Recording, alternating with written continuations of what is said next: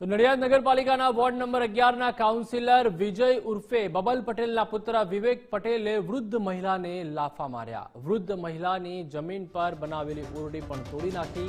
પિતા ભાજપના કાઉન્સિલર હોવાનો રોફ જમાવી 56 વર્ષીય મહિલાને માર માર્યો।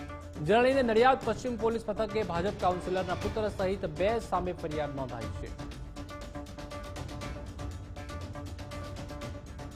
એને આ બધી ફરી મારામારી કરી અને મને 2 લાફા માર્યા, હાથમાં લાકડું લીધું અને લાકડું પછી સુરેશભાઈ રમણભાઈ ગોહેલ છે એને લાકડું એના હાથમાંથી લઈ લીધું અને પછી મુકેશભાઈ એને પકડી અને બહાર લઈ ગયા અને પછી એટલું ગંદુ એ મંદિર આગળ મને બોલ્યો અને પછી એ નીકળી ગયો। જમીન મારી પોતાની છે,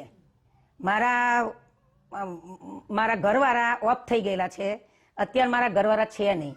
જમીન મારી છે, વર્ષોથી હું ખેતી કરું છું, જમીન મારી જોડે છે અને મારીને એમની જમીન જોડે જોડે આવી એટલે એમને અંદર શું છેડછાડ કરી। એ નગરપાલિકાના ચેરમેન છે આ ટીપી પ્લાન્ટના, એની અંદર શું એમને છેડછાડ કરી, બીજે પ્લોટ ફાડીને આ બાજુ મારામાં શું નાખ્યું એ કશી અમને જાણ નથી ને અત્યારે મને એ બતાવે છે કે તમારી જમીન મારા અંદરમાં આવી। કે આપ જાતે જ આવીને જો જમીનના પુરાવા મારી જોડે છે કે આ જમીન મારી માલિકીની છે। 7 બારનું રેકોર્ડ, ટીપી સ્કીમનું રેકોર્ડ, પછી નગરપાલિકાનું ટીપી ફાઇનલ પેલું બી ફોર્મ એ બધું છે, હું તમને બતાવીશ।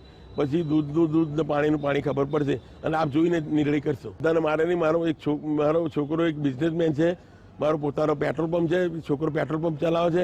સવારે 8 થી બપોરે 1 વાગ્યા સુધી ને સાંજે 4 થી સાંજે 9 વાગ્યા સુધી પેટ્રોલ પંપ પર જ હોય છે। આ અમારી જમીનમાં એમણે ઓરડી બાંધી છે અને અમારી જમીન એમણે લઈ લેવી છે, એના માટે આ કારસું રચ્યું છે એમણે।